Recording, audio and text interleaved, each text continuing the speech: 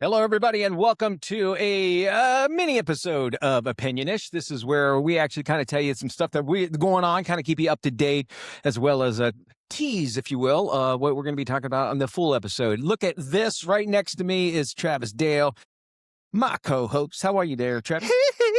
Nice. Great way to kick off our little mini episode here because that one sound everybody knows, which I want to also make mention of something later. You just reminded me of something.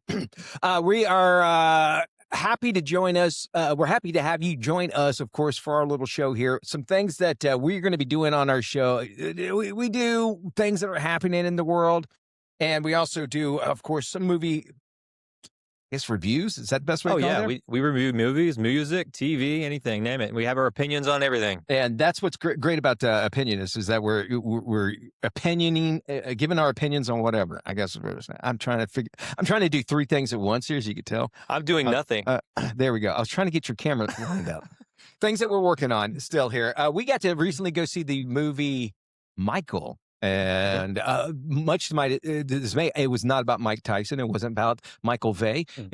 Michael Jordan. I was thinking all of these things. Of course, when you say Michael, you know, it's interesting. It's such a common name, but I think everybody thinks of Michael Jackson, right? Right. I mean, it was a movie about Michael Jackson, but more about his music. It was, I would say it's a cinematic celebration for fans, but you don't really learn much more about Michael the human than you already know. Yeah, if you're looking for that, I don't think you're going to get that in this movie at all. And I went in there thinking, all right, well, I'm going to see how they're going to handle this and how they're going to handle this, and I didn't get any of that. They don't at all. Had somebody told me that prior, I think I would have probably enjoyed the movie a little bit better. Yeah, I mean, I was definitely entertained. I wouldn't say it was thrilling. I like that. Very nice. But if you're a fan of his music, it'll make you want to go listen to his music. I mean, his nephew, Jafar Jackson, Jermaine's son, very Jermaine casting, awesome. Plays Michael, and you forget that it's not Michael Jackson on the screen. He looks just like him. He has the moves, the looks, the mannerisms. Unbelievably. Yeah. And I was thinking that so many times, I was like, you know, especially like the far shots. I'm like, did they kind of mix in maybe like no CG as far as his dance moves go? I think maybe they might have done some stuff on his puppetry. Face. Yeah. Puppetry, it could be. They did make him look just like Michael, and he already has the similarities, the family features. It's in his blood. But he did a phenomenal job. His first time acting. And he did great with that. And I wanted to hear what his voice would have been like. But I don't know what his singing voice sounded like because he just lip synced to Michael tracks in the movie. He didn't do his actual singing, but he did his own speaking. The speaking voice is very iconic also. Yeah, and really out of everything, I was blown away at his performance because I was like, man, this is Michael Jackson. I'm watching Michael Jackson as close as I'll ever be able to see him. I mean, I don't think anybody could play him better. I mean, you got to keep it in the family. And so if he has other projects, I look forward to seeing what he can do as an actor. I mean, some of it is his first time out of the gate. Some of it was a little bit wooden, but at the end of the day, he was a phenomenal. The only one that could play Michael Jackson. I would agree with you. And you wonder how long he kind of prepared for this role. And to my answer would probably be his whole life. When your uncle is Michael Jackson, you emulate that guy. But I still feel like he still said he auditioned for the role. He had to go through the process. Okay, well, I respect that. But when the executive producers, everybody has the last name of Jackson, right? You pretty much you're in. You got a foot in the door for sure.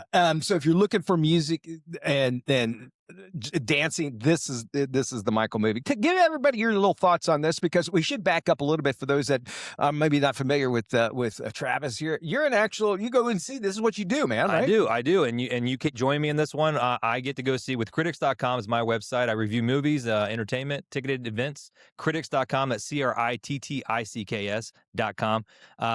We go to advanced movie screenings all the time. We have at least one every week, for almost every movie. Mitch, you joined me on this one. And it was fun, too. And now I was disappointed, though, because I didn't buy you dinner first. You didn't buy me dinner. And you have the garb, and I was waiting for you to walk in with the garb. So I do have a Michael Jackson jacket. I have the Beat It jacket. I did it for Halloween a few years ago. I broadened out a little bit. It's a little tight, and it's like leather, so it's like it doesn't breathe very well, especially in hot Florida movie theater. There were other people dressed up too, which is cool. Yeah, that was good to get in the spirit of Michael.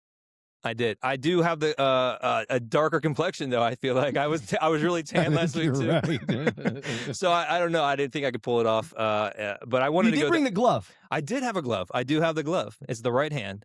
So I had a bedazzled glove I brought with me, but I didn't want to distract. Okay. I wanted to be there and enjoy the movie and not distract anyone else. But we had a good time. All right. Tell me what your thoughts were. Yeah. So the movie shows a lot, but it does also holds back. It starts in the 60s with growing up in Gary, Indiana. And even if you're a casual fan of Michael Jackson, you know that he had a tough childhood. He was robbed of a childhood. Him and his brothers were basically workhorses for his father, Joe Jackson, who is, by all accounts, abusive and demanding, and use them as workhorses, his meal ticket out of the steel mines of Gary, Indiana.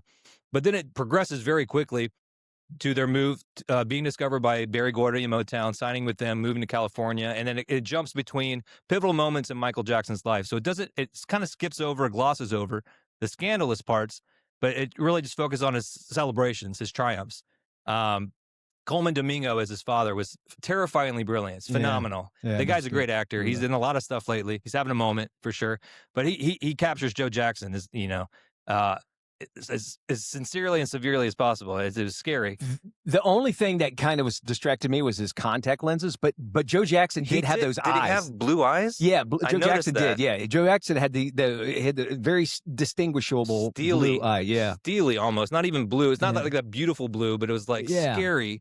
Yeah, yeah, steely-eyed guy. good way to call it. Yeah, and so you see the dynamic is really about the tug of war between control over Joe Jackson's control over Michael as his father, and then as an artist. I mean, as a boy, Michael Jackson referred to Joseph as Joseph, not Dad. And I was disappointed that we never found out why they did that. Like they didn't really specify, or... but it highlights their relationship or lack of thereof. It's just like it was a very business relationship, not father son, not a lot of warmth there. And that really defined Michael Jackson. And the thing is, though, as abusive as Joe Jackson was, he did instill a work ethic, an obsessive work ethic in his sons, and Michael in particular. Michael was known as perfectionist, and you see glimpses of that, especially on the set of the Thriller music video, where he first speaks up to director John Landis, and they show the scene in the movie, and asks for control. He starts directing it himself. You know, he wants the full body shot. When he does his performances, he knows how to give the best performance. It's his music, and he obviously wanted to visually. So the movie's really about him establishing himself as his own artist, as a solo artist, and his book ended by his 1988 first solo world tour, the Bad World Tour. Starts and it ends there. So there's a lot left on the cutting room floor, and in fact, they did try to include some of the child abuse allegations and the scandals that plagued him later in life, but they decided to remove that because of legal considerations with ongoing lawsuits. So there's still stuff out there that's affecting his legacy, but they chose with this movie just to focus on the triumphs. And honestly, as a moviegoer, I don't know if I want to go and sit through any of the scandalous stuff. I've seen it in the tabloids growing up. And the Michael Jackson that we all know and love, they capture with this movie. Well, I agree with that. And that was something I had to wrestle with afterwards. And I'm kind of like, you know what? Yeah, I get it. And especially if the family is behind it, and there's legal issues that are involved in it. And why would you want to go down that and make it that much more complicated? Because it would take away a little bit of his genius that Michael Jackson had. Yeah, I mean, you don't really want to see the tragedy. No. You don't want to see the downfall. So it's about his ascent to iconic superstardom. He transcended celebrity. He was the biggest artist of the world and still is. People don't understand that, right? Yeah, like back in the globally, day, man. The guy was his music videos were events. You know, the black and white music video with Macaulay Culkin. Remember the time with Eddie Murphy? Like they were these got bigger and bigger and bigger. You know, and then at some point, a lot of the scandals kind of eclipsed his stardom and kind of tarnished that legacy. And so this movie doesn't deal with any of that stuff. They show glimpses about. There's a scene about his first nose job. He talks about his battle with vitiligo, where he had to end up bleaching his skin, apparently. And I have vitiligo. I suffer from it. You can see on my you do? Yeah, I do. And like if I showed you my armpit and my prove it. It's underneath my. I can't remember which eye it is, but I didn't know that, man. So I have, and when it's on people of darker skin with more melanin, it's much more pronounced. So it started. That's spreading. Why you couldn't even really tell. And when I'm on TV, I wear makeup. Light skinned gentleman like you, no. Yeah. But with Michael Jackson, obviously he's the global superstar. He had to do something Yeah, exactly. because it was starting to spread to his Right, face, right. and it could be. It's much more embraced now. Certainly. Yep. And so there's models with vitiligo, very successful celebrities. But at the time, he had to take drastic measures to do that. And plus, he was also insecure adult. His dad teased him, called him Big Nose. Big nose. And they mentioned that in the movie, and so that's why he got the nose job. But it kind of spiraled into maybe cosmetic surgery addiction. Later in life. With his shifting appearance, and so they kind of show glimpses of that. They talk about, there's a scene about the Pepsi commercial fire that burned his scalp severely. I didn't know how devastating that was, and that kind of led him onto a path of prescription drug dependency. So they show glimpses of this, but you never really get below the surface level to understand who he was as a human. It's kind of painted through rose-colored glasses. The producers behind this, we also did Bohemian Rhapsody about Freddie Mercury and Queen, and they kind of approached it. There's dark aspects to all these artists. The Elvis biopic, Yeah, it has to. with all, there's drug dependency, there's controlling abuse, but these are, Oscar caliber performances by these artists. If you go back, you look at like movies like Ray Charles, Jamie Foxx won an Oscar for that. Bohemian Rhapsody, Rami Malek won an Oscar for that. Aaron Butler was in the running, lost to Brendan Fraser for The Whale, but he almost won an Oscar for this. I'm not sure if Jafar Jackson is that caliber because his first out of the gate performance, but it is phenomenal. He's really that good. So I could see him getting nominated at least for a Golden Globe. And well worth it, 100%. And choreography was incredible. All right, so there were some things, and a lot of people are talking, how come I didn't see this? How come I didn't see that? And one of my biggest things was the absence of Diana Ross, which I thought was such a huge deal in Michael's life. I wanted to kind of see that, right? Like an idol and like a mentor to Michael Jackson. Apparently, there was an actress who was cast in the movie as Diana Ross, and they filmed scenes, but they actually had to cut those scenes also because of other legal disputes. The actress' name was Kat Graham, and then also Janet Jackson. There's no mention of Janet Jackson, Michael's famous pop singer sister, in the movie. She requested to not be a character in this film. I kind of respect that a little bit. She maybe wants to distance herself, right? But Randy was totally in the movie. Everybody else is on board. There's, I don't know how many Jackson siblings there were. 6, 8. All I know is the Randy that you're referring to is not the one on American Idol. It's not that Randy Jackson. But if you Google him, Randy Jackson, the judge, is the image that pops up. I want to. There's so many cool things now that are coming out, that this movie's come out, that I'm starting to learn. And I don't know if you knew about this, but the song "Annie, Are You Okay?" Annie, aren't you Smooth Criminal? Yeah, Smooth Criminal. You know where he came with it? This tells you a little bit about his genius, if this story is true, which I think I've heard it a long time ago. Do you know where the hell that came from? No. Somebody had the right mind in the Jackson family to learn CPR, right? And so the dummy that they use, that the American Red Cross is named Annie. And the first thing you're supposed to do when you go, Google this. Okay. When you go up to a victim, is you ask them if they're okay. And so since the thing was a dummy named Annie, which it is true, it's called Annie. You go up to her and say, Annie, are you okay? Are you okay? And so he had taken that and then turned that into Smooth Criminal. To me, that's unbelievable. I've never heard of that. It was a record producer that was being interviewed saying that's where it came from. So I'm 99.9% sure this is a true story. Wow. And you can see it, especially like when he came up with the songs, where they all came from. Disappointed? I would love to have known where Billie Jean, the whole story behind that, because. Yeah, I've heard speculation about that he was accused of a parental dispute. He's a paternity test. Sure. That he was the father of some baby. I don't know I don't know the details, but yeah, that he was saying that he's not just a girl that he knew before. Said that I am the one. But going back to Smooth Criminal, is that a song that you can? So I wonder about that. Like the Bee Gees, "Staying Alive." They say to sing that. I don't know if it is. It would be awesome if it did, and that's where he got it from. I'm gonna go choke on something. Okay, come back and I'll play the song. I'll get something lodged in there. I think that those sort of things I wanted to see more of, like the song behind Ben. the scenes. Yeah, we knew it was about the rat. I mean, but I would have, they kind of touched on it and that sort of thing. Mm-hmm. Some other things that I had learned as well about his nose was the fact that, and they alluded to, is that it really wasn't, it was obviously part of it, I'm sure, by his dad. Yeah. But he wanted the Peter Pan nose because they zoomed in on that picture of Peter Pan. I noticed that, yeah. So he had, I wouldn't say a Peter Pan complex, but he essentially never grew up, or he never had a childhood. And so he continued that he had a childlike wonder into adulthood, had Arrested Development. Yeah, you would call it. 100%. Yeah. And so they zoomed in on that picture, and he did start getting that Peter Pan sharp angles, the cheekbones, everything, right? the chin, everything. I don't know why I never put that together. That was deliberate. They zoomed in on that picture in the movie. And the great. What I love how they did with Captain Hook, what they did with in the book that he wrote. When y'all see it, right. That was a funny moment. I like. There's also his love of animals is displayed in the movie. None of the animals are real though; they're all CGI, digital animals in the movie. There's Bubbles. They said they've seen him adopting Bubbles. Fake Bubbles, and then he has an alpaca, a llama, a giraffe. And so it kind of dabbles into that. Some of the, the stranger behaviors that, he started exhibiting as an adult because, again, he was getting to live his childhood and adulthood. Yeah. And it didn't show him with any children except for in the hospital when he was burned. He was very, very much active in visiting sick children in his life. And so they showed that part.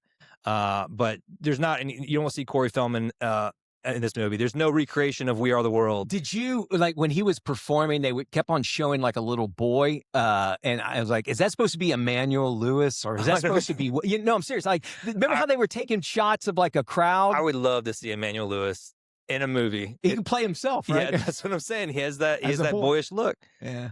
No, I did notice that in the concert footage. I think it's in the trailer where he's doing the moonwalk and a boy's distracted. Maybe that's just some symbolism to him as a boy, that's what I'm saying. Seeing the wonder on stage that he became. I don't mind telling you, when he was like the kid that played him as a child was phenomenal. And I got a little teared up when he was playing at the fair, and then he went up to the girl that was in the wheelchair. Yeah, it looked like she really was in real life, and he was like singing to her. And it's like, I think that kind of showed the connection that he has, even as a boy. He got it. Yeah, you know what I'm saying? He connected with the audience. He knew the different ones. Giuliano Valdi played him as a young boy. Phenomenal. And it reminded me a lot, that whole sequence growing up with the Jackson 5. There was an ABC miniseries back in the late 90s, 2000s, early 2000s called The Jackson Family Dynasty, or Jackson 5, A Family Dynasty.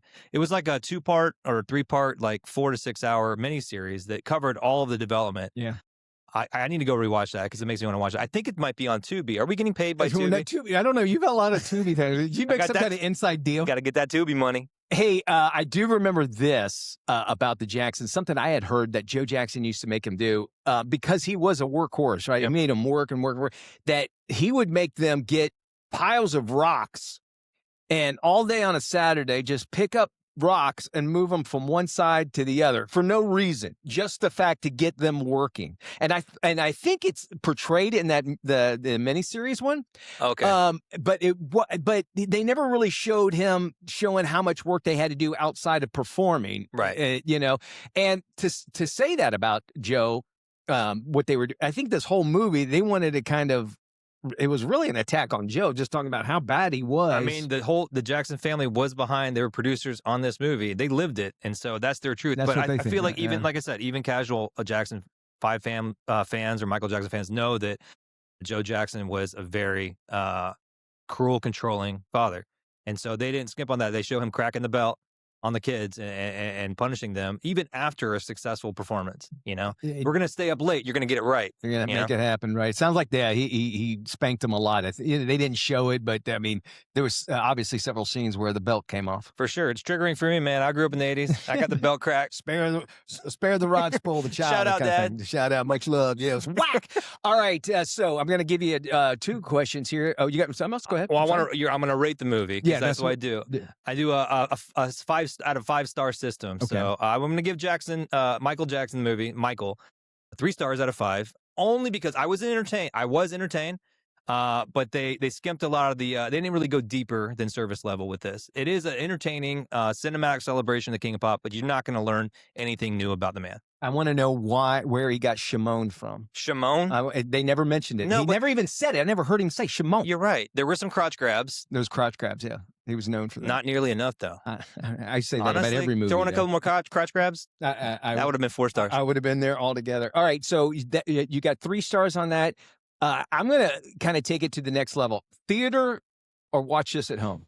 I would say theater because we had good seats, but also it's just you're just immersed in the sound and the performance, and it's like all these dynamic performances, music videos, concerts recreated on screen to perfection.